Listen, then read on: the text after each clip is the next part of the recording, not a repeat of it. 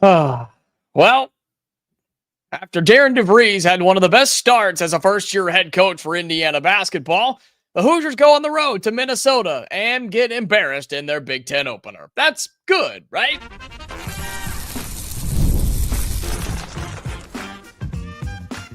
You are Locked On Hoosiers, your daily podcast on the Indiana Hoosiers. Part of the Locked On Podcast Network, your team every day. Welcome in. It is the Locked On Hoosiers podcast. I'm your man, Jacob Goins. I appreciate you being here and making this your first listen or your first watch every single day. We are part of the Locked On Podcast Network, which is your team every day, and now the number one podcasting network in the world. So thank you so much for making that so. Thank you so much for being here on our first losing edition of Locked On Hoosiers live on YouTube in quite some time.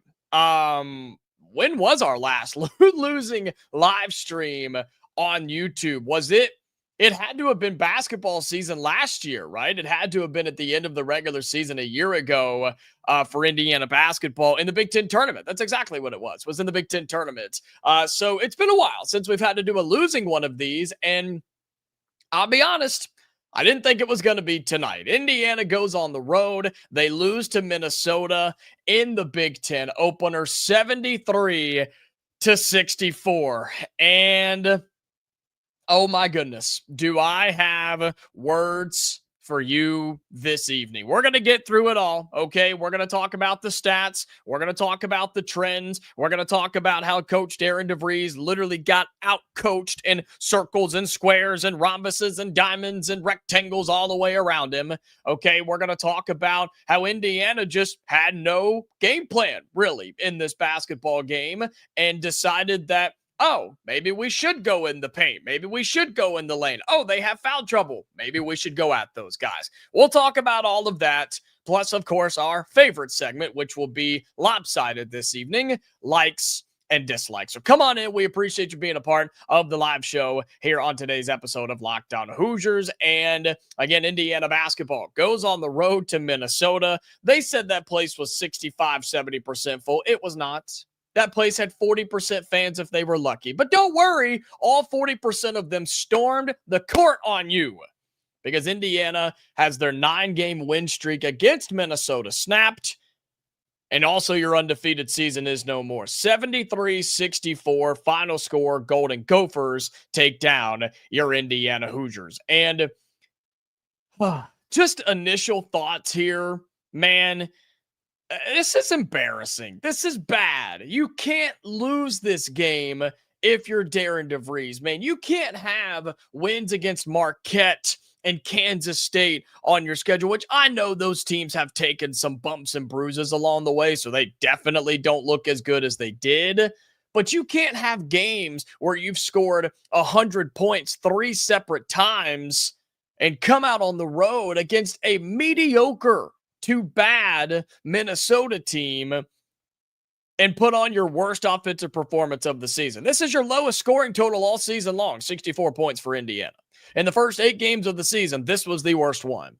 And I do think Minnesota deserves some credit here. Some, not all, not even a lot, but some credit for taking Indiana out of our comfort zone, for making us extremely one-dimensional. And that first half was I tweeted it on our Locked On Hoosiers page. I said that was the worst half of basketball that Indiana has played all season long. And I think that's the case. I think it is. That's clearly the worst game you've played all season long. But the first half was abysmal. It was terrible. Indiana was like surprised that Minnesota was playing an extended zone and even was playing some man-to-man in there as well, just basically denying the three-point line. And Indiana was like, what do we do? What do you mean you don't want us to shoot threes? Now, what do we do now? And they just locked up. It was unbelievable to see. And yet there was a lot of dribbling, not a lot of ball movement, and taking horrific shots. You got killed on the boards in the first half, which didn't get a whole lot better in the second half. Again, we'll talk about all the stats coming up in just a little bit. And man, you just got outplayed. You got outcoached. You got outplayed. You got out hustled. You got out rebounded. You got outshot. Everything went towards that Minnesota team, who was depleted, by the way, and you still lost to one of the worst teams in P5 basketball statistically. They're the worst team in the Big Ten in free throw shooting. They were one of the worst defensive teams coming in. They were one of the worst offensive teams coming in, even though they have the Big Ten's leading scorer, which you actually did okay against, I guess. But my goodness, how ugly was this? And do I dare say it felt like the old Mike Woodson days? Not in the same trends and stat sheet things, but just in a game where halfway through the second half, you knew what was coming. You could feel that Indiana wasn't going to win this basketball game. They lost from the opening jump, and that has yet to happen under Darian DeVries, and that's a concerning sign for me. That's very, very concerning, and we'll get to some more of that in likes and dislikes coming up in a little bit, but man, this is the worst Indiana has played all season long. You are tied at the half after having, a 7-point lead and letting them come back and tie it up 33-33. Then you get outscored by 9 in the second half. And defensively, I thought it was okay. I thought Indiana overcommitted quite a bit. You fouled way too much, but I blame that on Big Ten officials more than I do anything else. And defense was fine. Offense was horrific. Lamar Wilkerson, 10 minutes into the second half, finally decided, hey, remember all these backdoor cuts we like to do? Remember how we get all these easy buckets leading into this game where we just set a little screen, dump it off, fake one way, hit the back door, and it's wide open? Indiana remembered that with 10 minutes to go. And then he got a couple of his shots blocked and missed a couple more and didn't get fouled on a couple and whatever. But I've never seen a team quite like this one tonight for Indiana just lock up and be like, well, we don't know what to do. Oh, well, guess we'll try. Guess we'll get them next time, boys. And they just packed up and went home. And you got the freaking court stormed on you by Minnesota. How embarrassing that is for Indiana. And it's painful, man, because you felt like this team, they weren't playing their best. But then they figured it out, especially offensively. I know they shot well against Bethune-Cookman, but you felt like they were rolling. You felt like they had something going. And then you come out and put this on the floor. So, again, 73-64 final score. Indiana falls to Minnesota on the road in the Big Ten opener. Some of the stats individually that stand out to me, I'll pull up all the individual stats here. You got 18 from Tayton Conerway. His first half was remarkable. It was phenomenal. And another fast start for Conerway and then kind of tail off down the end of the game. He did that the other day against Bethune-Cookman on, Saturday? And he did it again tonight. Had 10 points in the first 8 or 10 minutes and then just kind of piddled along the rest of the way. He had 18. Lamar Wilkerson ended up with 15 on a bad shooting night, 5 of 14. Then you had Sam Alexis with 10. And I'm going to cheat a little bit and say he's one of my likes here because I think Sam Alexis needs to play more minutes. He needs to be on the floor for more than 19 minutes in this game. I'm sorry, he does. With one personal foul, he only played 19 minutes. He's the only one that wasn't scared to do something with the basketball tonight. When he got the ball in the paint or on the low block or on the elbow or even 18 feet out, he at least tried. Sam Alexis at least tried to do something with it. Reed Bailey got scared. Tucker DeVries got scared. Tayton Conerway got scared. Everybody was scared. And I don't really understand why. So he had 10 points. Nobody else had double digits after that. DeVries had 9.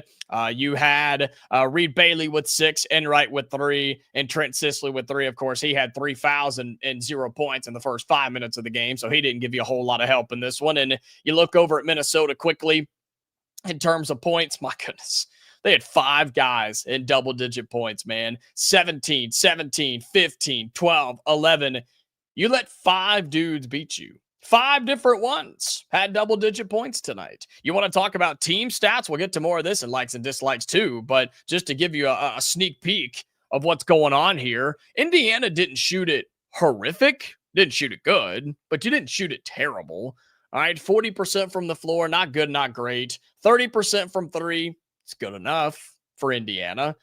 60% from the free throw line, that doesn't help. 12 of 20 at the free throw line on the road, yeah, that hurt.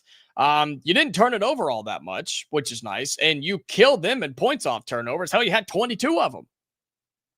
22 points off turnovers, and you still lose the game by 9. Here's the kicker, though, and we've talked about this all offseason. We've talked about it early on in the season through the first 7 games of the 2025-2026 campaign is what would happen to Indiana on the boards when Big Ten play came around. Indiana gets out rebounded by that Minnesota team 40-25. You got bullied, manhandled, embarrassed on the boards by 15. And of those 40 rebounds that Minnesota had, 10 of them were offensive, giving them 14 second chance points to your 7 second chance points. That is a 7-point differential. You lose the game by 9. That's the difference. That's the difference, folks. Indiana loses 73-64 in the Big Ten opener to the Minnesota Golden Gophers. We'll talk more about it. Give us your thoughts in the YouTube comments. We get to those coming up next. Plus, everybody's favorite, likes and dislikes. And boy, do we have some of those. That's coming up next on this live edition of Locked On Hoosiers. Stick around.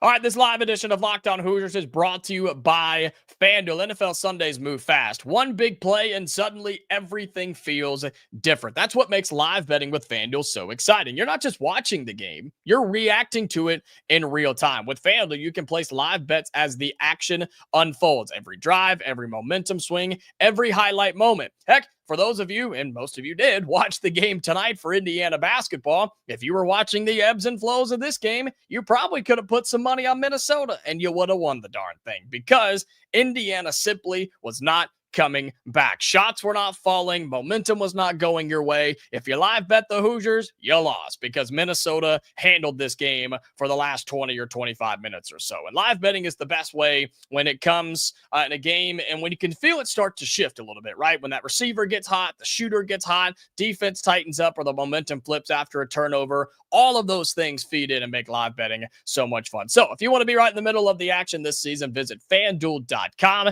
and place your NFL live bets all season long. FanDuel, the game moves fast, and so can you. All right, welcome back into this live edition of Locked On Hoosiers. I'm your man, Jacob Goins, and I appreciate you being with us on this Wednesday evening. And I know that it is it's football season, and after a game like tonight, all you want to do is talk about football. But we got to cover a little bit of basketball as Indiana loses on the road to Minnesota.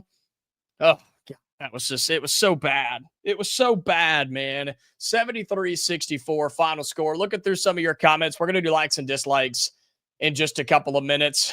Indiana isn't going to win 5 Big Ten games. They have no size at all and no strength. They do have a hair of size, but no strength is right, at least tonight. I mean, again, Tucker DeVries too, but Reed Bailey just played scared. That's the best way I can describe it. He played scared. And every time he caught the basketball around the basket, he was looking to get rid of it immediately. It was a terrible snap, but you get the point. He was trying to get rid of it immediately.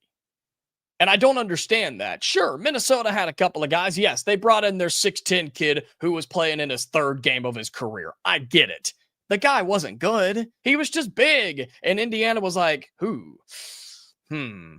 Yeah, I probably don't want to go with that guy. And they didn't.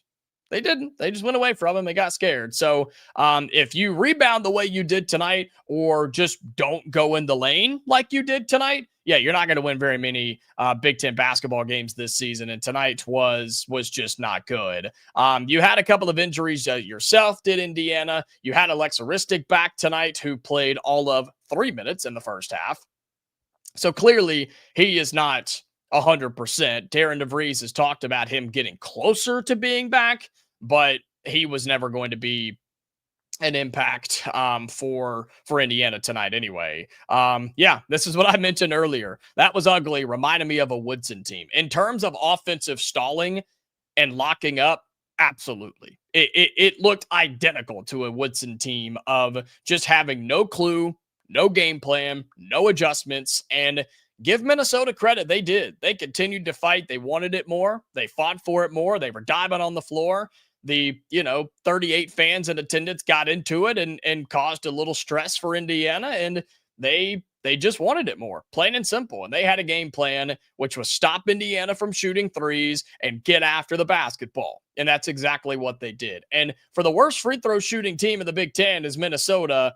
They went 19 of 27, which still isn't great, but you put them there enough times and they're going to find a way to luck into a couple of makes. And that's what they did at the line. So it's just, I don't know, man. It's hard to put into words, and yet I've done it for almost 16 minutes right now. This is it. This is it right here from Charles James, 4956. No way Minnesota is a tournament team. Very bad loss. They're not. That is not a tournament team. If you can make cuts for the Big Ten tournament, they wouldn't even make that. Okay?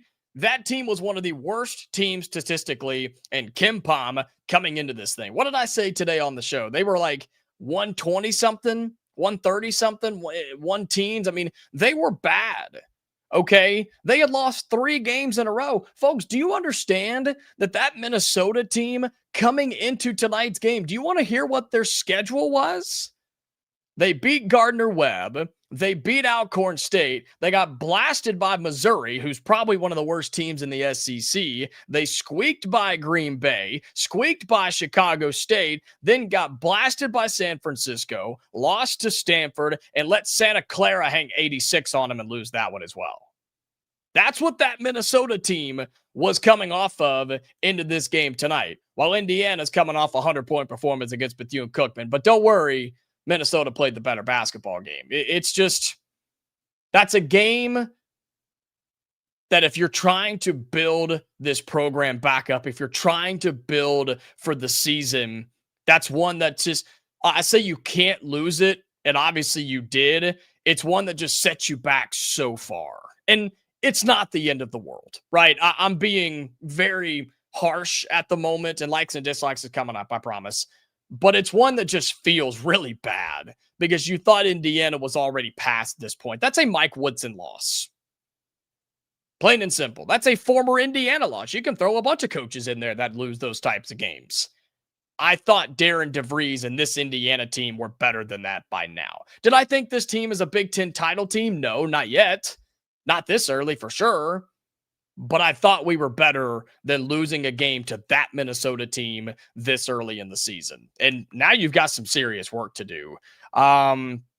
Incredibly horrible officiated game combined with the worst offensive performance. Yeah, officiating was pretty bad. And I talk about this all the time in basketball. I don't care how you call the game, just call it consistently. Don't call it one way for 5 or 6 minutes. Go to the media timeout, discuss it, get the call from whoever, and then change the way you call it. And then let's go to the locker room at halftime and sit in the office with some air condition and a snack and a bottle of water, talk about what we liked and what we didn't like from the game as officials. And like, I think we did call a couple fouls there that we probably shouldn't have. You know what? Let's put the whistle in our pocket for a few minutes and let's call it a little bit differently for these 6 or 7 minutes. I hate that. But that's exactly how it goes. And if you're Indiana or any basketball team, you got to adjust and you got to play the game regardless. But, man, call the game the same way. And there were way too many fouls on both sides. And half of them were not even true fouls, in my opinion. So, again, just a loss that you cannot have. Talking about Indiana being a weak team at the rim on both ends of the floor. Both ends of the floor. Indiana's desperate for a true big right now, and I gotta say it again. Sam Alexis needs to be playing more on this team, man. Indiana needs to be playing Sam Alexis. At least Cal owned Louisville again tonight. How's that game going? I saw they were up 89-80, 27 seconds to go. So Arkansas is going to beat Louisville. How about that? Oh my God, we got to play Oh man, we got to play Louisville on Saturday. I don't want to think about that. Okay, let's do likes and dislikes. Let's get to that. We need to move on here. Likes and dislikes. All right, drop them in the YouTube comments. We'll hit as many as we can. Again, this is a rapid fire segment here. Things you liked from the game tonight, things you disliked from the game tonight, about a player, about the team, about the officials, about the atmosphere, about what you ate for dinner. I don't care. Likes and dislikes, hit me with them, and we're going to run through as many as we can. So I have hinted or just blatantly expressed several of these already. Likes for me, my God, they're slim, but I go back to Sam Alexis. I do. I think he played really well. I think he played a good game. I think he was one of the few that was aggressive with the basketball, was looking to score, and was accepting contact and seeking contact. Tayton Conerway was that way early. He fizzled out as the game went on, which he did again the other night.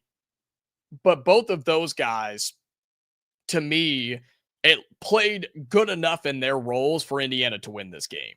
But Lamar Wilkerson's 5 of 14 shooting. What was Tucker's final shooting percentage? DeVries went, 3 of 13 and 3 of 10 from deep. Look, I love Tucker DeVries, and he's the type of player. He's the type of guy that us as fans, okay, and I include myself in this. When Tucker DeVries is hitting his shots, you love it. We celebrate it. We praise it. We're saying, get the ball to 12, because when he's on, he's on. But he has to know, as an experienced player, when you're not on, quit shooting the ball. Find other ways to score. Find other ways to be impactful, whether it's rebounding or passing or just, finding an easier way to score. But man, 3 of 13 in a game like this, you can't have it. And had the big three right there, or the 3-point attempt there now down the stretch where the game was almost out of reach, but that final open three from the NBA range had a chance to get you one more shot. And that was it, right? That was the shot that said, all right, man, he just doesn't have it tonight. So that's a big dislike for me. The shooting performance as a whole. I thought Indiana, I said this earlier, in the first half of the game, just didn't know what to do with the extended zone that Minnesota was playing and just denying Indiana from shooting threes. Hoosiers weren't going inside. They weren't even trying. Nothing at the high post, nothing trying to go inside out, no real back cuts or extra ball movement. It was just very stale. And Indiana had 33 points in the first half. Well, better yet, you had 31 in the second half. And you were starting to get some better looking shots. You just weren't knocking them down. So, again, very few likes. Points off turnovers, mentioned that, 22.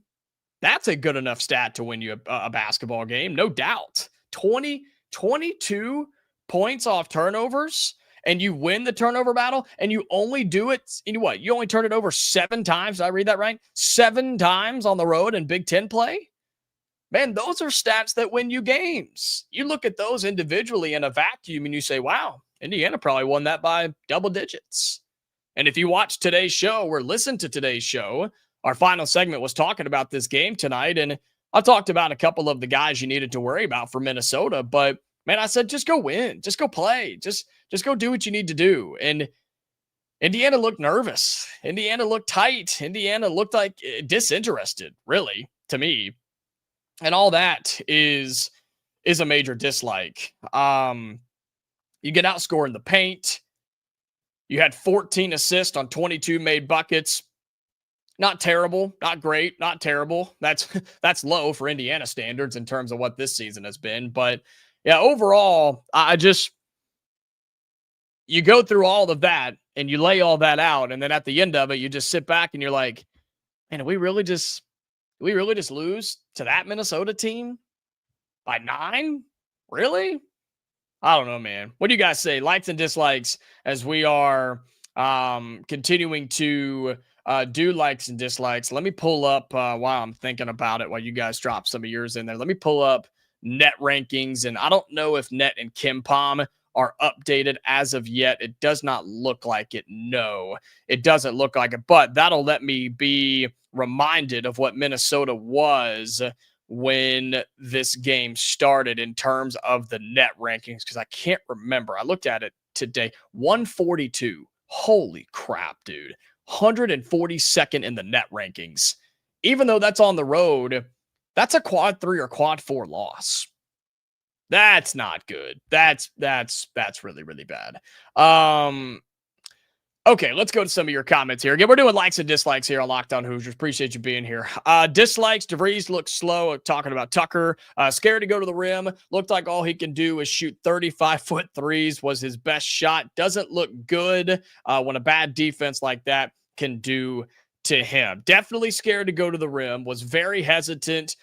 Did look a hair slow. I talked about his defense and cheating a little bit, not fighting over screens, going under them instead of fighting through them. He got burned several times, got blown past, had a couple of reach-in fouls. And then offensively, yeah, just looked disinterested in terms of shooting anything but, yeah, NBA range threes. So agreed with you. The way that they played, I'm surprised they only lost by 9. Yeah, I mean, that just goes to show how bad that Minnesota team is, though, to be quite honest. Bright side is Louisville is going to have tired legs. We stood around so much. Our legs are going to be fresh.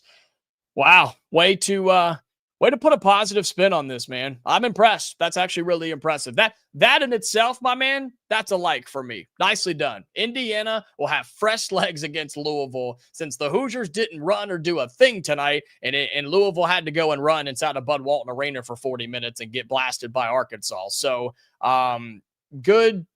Nicely done. That's impressed. Golf claps to you, sir. Likes. I guess Minnesota fans hold us in high regards because they stormed the court, I would assume. Dislikes, pretty much everything. Yep, that's pretty much it. Kevin talks about Saturday night. It's going to suck for IU fans. Let's hope the football team can keep it close. I think they will. We're talking a lot of football on the channel as a whole.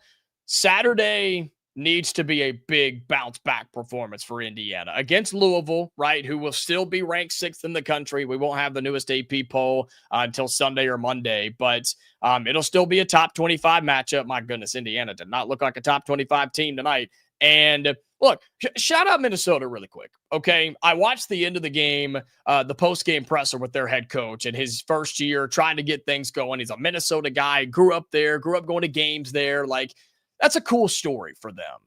And a top 25 team, a top 25 Big Ten team in your conference opener, and then it's Indiana.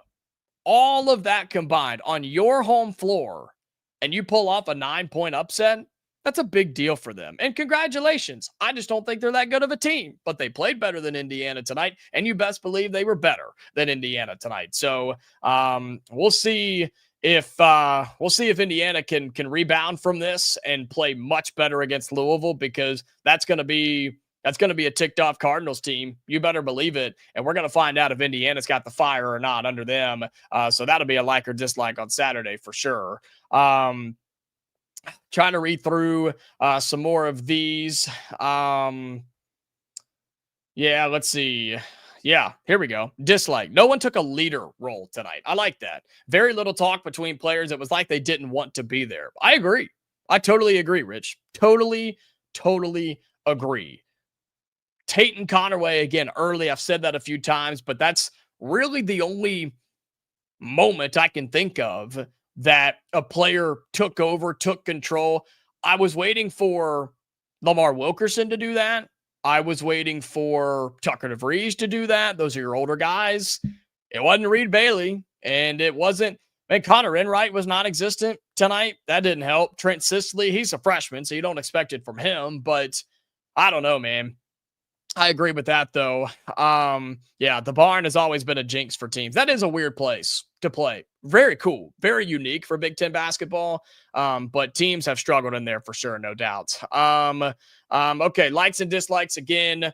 For me, I think I got it all out. I think I've wore myself out in terms of being frustrated with this game. Indiana loses to Minnesota, 73-64. God, that's so disappointing, man. Like, I don't even think this isn't even like a frustrated loss. This is just like a, really? Because I'll be totally honest, as we wrap up tonight's show, I'll be totally honest with you. Going into this game, there was not, and this is, I don't know, cocky, confidence, arrogance, I don't know. There was not an ounce of doubt in my body from head to toe, side to side. There was not an ounce of doubt in my mind that Indiana was going to lose this game tonight. Hoosiers were almost double-digit favorites, if not double-digit favorites by the time this thing tipped off. And I said, yeah, Indiana's going to roll. Indiana should roll. You're the better team in every single aspect of this game, and it's not even close going into it. But none of that mattered tonight. None of it mattered. The best team doesn't always win. And so this loss isn't even frustrating. It's more so just like baffling to me. And it's the first loss of the Darian DeVries era. Who had it on their board, right? Who predicted that the road game at Minnesota would be the first loss of the Darian DeVries era? Not me. I didn't have that. But it is, and that'll be in there forever. But the good news is, okay, you zoom out a hair, it's not the end of the world. There's a lot of games left to play. Does it suck because it's a Big Ten game? Yeah, sucks a lot, actually, when you think about it. But you've got time to make up for it. And you don't have a whole lot of time to feel sorry about it and be down on yourself, because you do take on the 6th ranked team in the country this weekend in the Louisville Cardinals. You then come home and take on Penn State next week inside of Assembly Hall. You win that game. You can make up for it. You wash it out. You move on.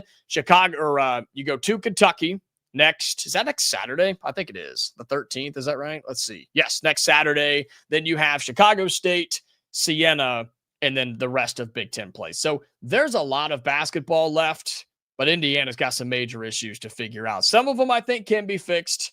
Others, I don't know, maybe not so much. So, all right, we got to get out of here. That's going to do it for tonight's live edition of Locked On Hoosiers. Thank you again so much. We go live after every Indiana football game and after every Indiana men's basketball game right here on the Locked On Hoosiers YouTube channel. So make sure you subscribe so you never miss a new episode or a live show. We also post daily shows talking all things Indiana athletics, 25, 30 minutes, Monday through Friday. Lots of basketball talk, lots of football talk right now too. And Saturday is going to be a busy day. If live shows are your thing, if this is your favorite part of what we do, that's phenomenal. I'm so glad you're here. Saturday, we've got 2. That's right. We're going to do 2 live shows on Saturday following the Indiana basketball game versus Louisville, and then late night Saturday following the Big Ten championship game between Indiana and Ohio State. So this is the place you want to be, is Locked On Hoosiers on YouTube or wherever you get your audio podcast. Hoosiers fall to Minnesota in the Big Ten opener 73-64, but don't you worry. We got a new episode coming out for you tomorrow on Locked On Hoosiers. So until then, Hoosier fans, stay safe, and we'll talk to you later.